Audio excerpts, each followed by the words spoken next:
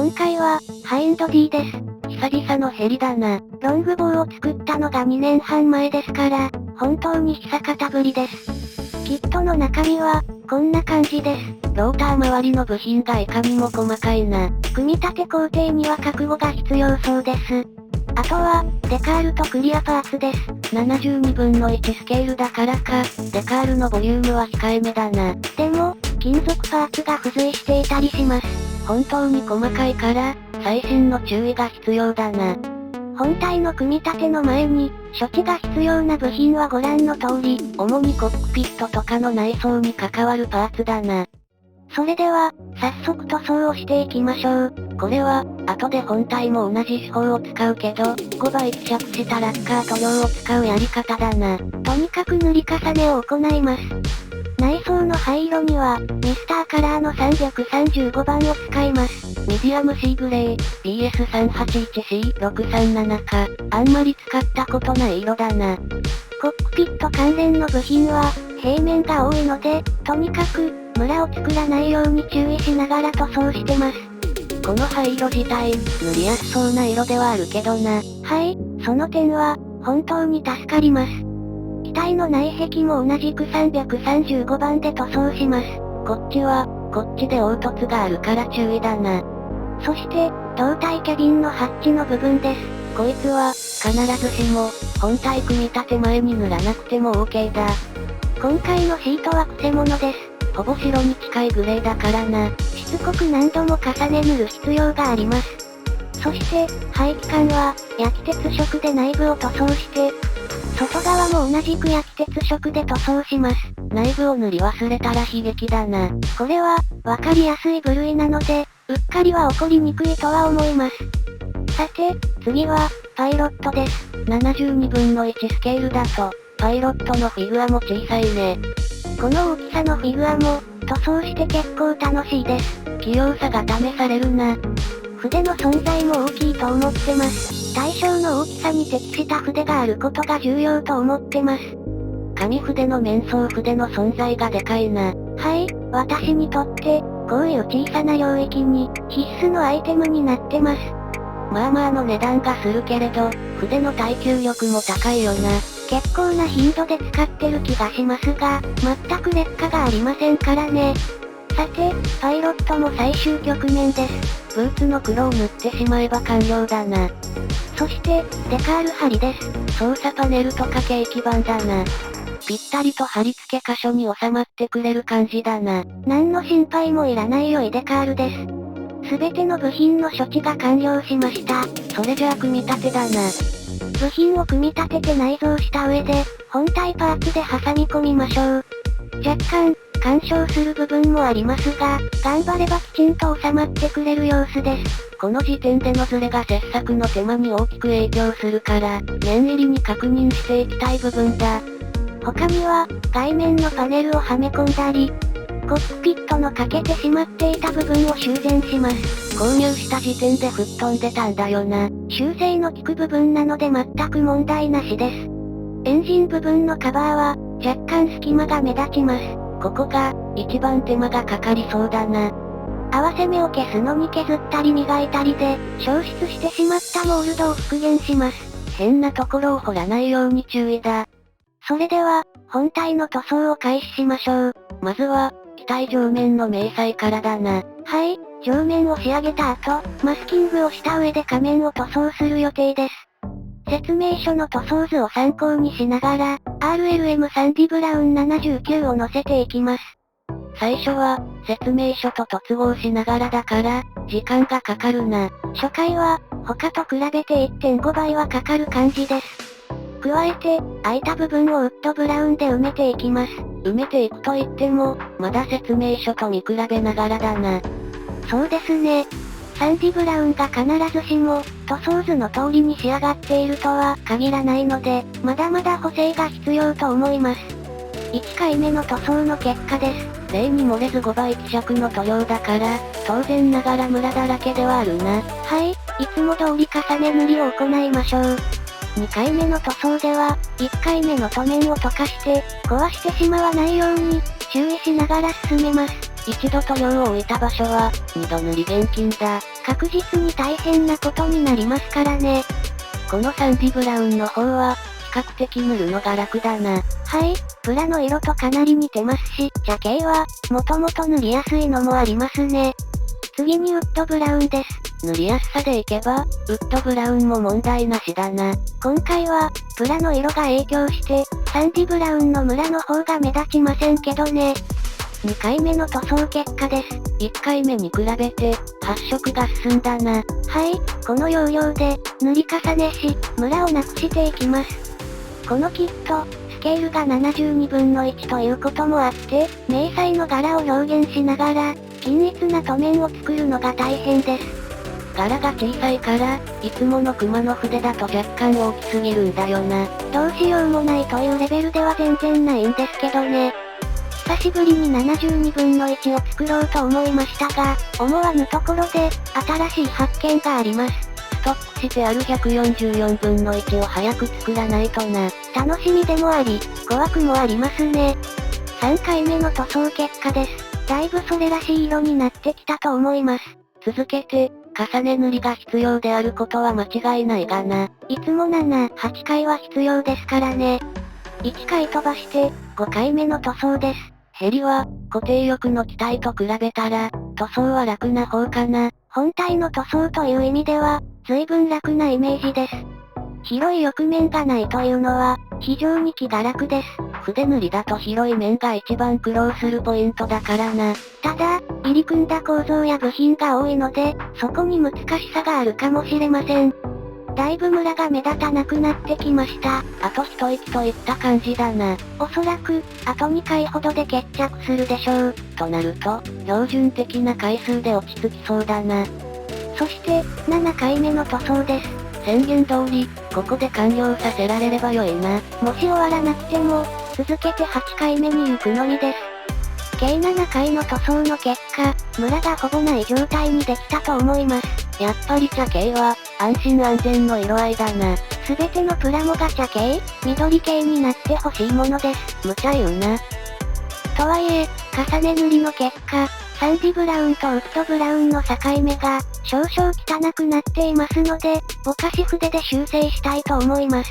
塗装図からもずれてしまっているところがあるからな。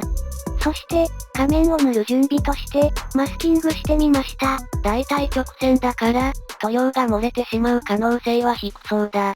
そして、仮面の塗装開始です。色は、ミスターカラーの314番、ブルー FS35622 だ。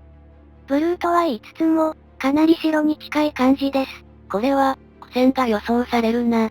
1回目の塗装ですが、この通り下のプラが透けて見えています。これはやっぱり苦戦必至だな。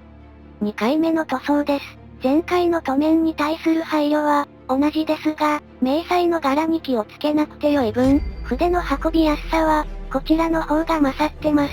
あとは、結果がついてくるかが問題だな。その問題の結果ですが、1回目の塗面に気を使った分、少し乱れている感じが見て取れます。塗る順番やアプローチの方向を変えて、平準化していかないとな。1回飛ばして、4回目の塗装です。すでに塗っているそばから、プラの色が透けて見えてしまってるな。結果をお見せするまでもないレベルかもしれません。ただ、ちょっと改善している気はするな。はい、確実に前に進めていることは確かです。6回目の塗装です。回数がかかってはいますが、かかる時間は短いので、精神的な負担はそれほどでもないです。これで、大型のキットだったら、まさに地獄だな。結果は、このような感じ。だいぶ進んだ感はあるが、まだまだ透けて見えてるな。これは、何回塗りになるんでしょうね。10回目の塗装となりました。2桁に突入したな。最近、こういった白に近い色は、漏れなく2桁突入しますので、もはや、驚きも少ないです。徐々にムラが駆逐されていくのがわかります。デコボコした構造物の周りは、なかなか行き届かないな。そういった部分は、後で手直ししましょう。13回目の塗装に突入しました。主要といった感じになってきたな。定年を迎えたら、この技術を何かに活かせないですかね。13回ともなると、結構綺麗になってきました。もう、ほぼ完成と言ってもいいんじゃないかな。仕上げにもう1回ですね。それでは、14回目の塗装です。間違っても、ここで失敗してはいけないな。一からやり直しなんてことになったら、発狂する自信があります。無事に14回目が完了しました。なんとか無事に塗り切れたな。はい、達成感は、大きいです。しかし、ここからさらに手直しが必要です。ムラを出さないことを心がけると、さすがに、突起物の周りなどのケアが行き届かないので、ぼかし筆をうまく利用して修正します。ここも失敗がないように最大の注意を払う必要があるな。そして、マスキングを外し、ブラウン側にはみ出したものを修正します。はみ出しゼロというわけにはいかなかったな。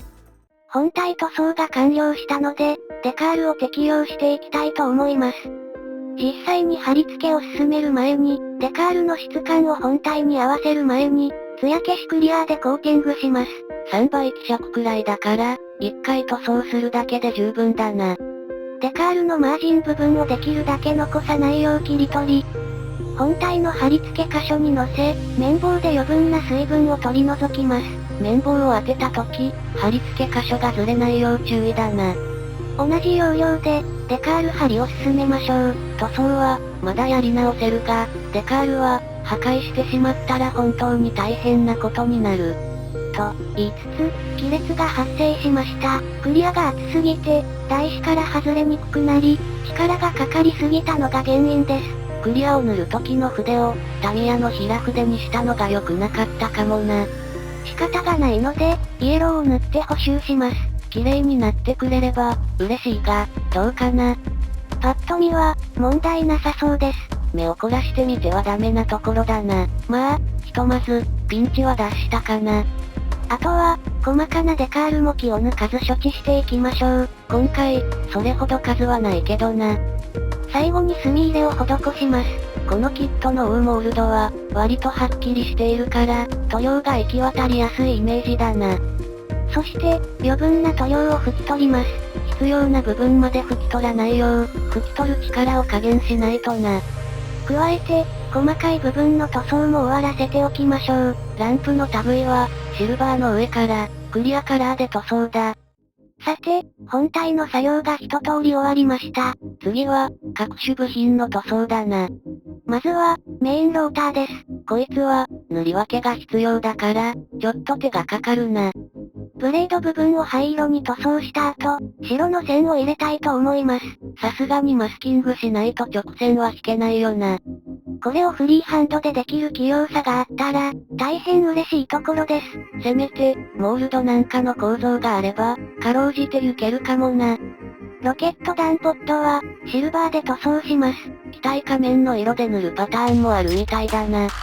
ポット後部の蓋などは、アイアンで塗装します。この辺の部品は、持ち手が作れないから、プラ板にテープで貼り付けて塗装だ。対戦車ミサイルは、ホワイトです。艶消し黒のパターンもあるけどな。あえて、茨の道を選んでしまいました。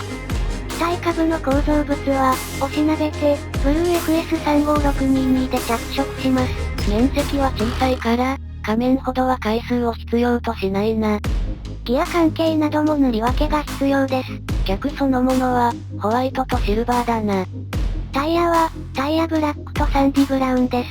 ホイールは、機体仮面色とかじゃないんだな。危うく間違えるところでした。きちんと確認してよかったな。金属部品の塗装には、まずプライマーを使います。ラッカーは、そのまま食いつかないからな。金属部品の塗装には、使い古した筆を使ってます。金属のエッジで傷むかもしれないからな。最後に細かな部品を塗装していきます。ここまで来れば一安心だ。部品塗装の結果です。どうでもよいが撮影者の影が映り込んでるな。次回は、照明の位置を考えます。さて、組み立てです。まずは、ハッチだな。事前にクリアパーツをはめ込んでます。そして、固定翼を取り付けます。こいつの塗装は、本体と並行してやってたんだよな。同じ要領ですからね。そして、ギア関連です。ノーズギアは、差し込むだけだから、難易度低めだ。メインギアの方も基本は、差し込むだけですが、支柱の接着は、要注意です。固定翼と干渉するしな。組み立て前に一番心配だったのが、ローターです。支柱の細かい部品に、ローターを乗せるんですが、壊さないよう注意が必要です。各々のパーツがしっかり固着してから、作業しないといけないな。固定翼の下の武装を取り付けます。中央のものから順に接着だな。そして、細かい部品を接着していきます。ここら辺が接着された後は、キットが持ちにくくなるな。仕上げはローターです。しっかり接着されていることを確認してから差し込みます。これで完成か。キャノピーがまだです。今回も、前後、左右方向の2回、マスキングを施して塗装します。こちらが左右方向のマスキング。なるべく塗料が染み出さないようにしたいところだな。さらにマスキングを施して、前面部分に、少し希釈したクリアブルーを、なるべく均一になるよう塗装します。塗料はエナメルだな。最後に、コックピットに据え付けます。ぴったり収まるか、いつもドキドキする部分だ。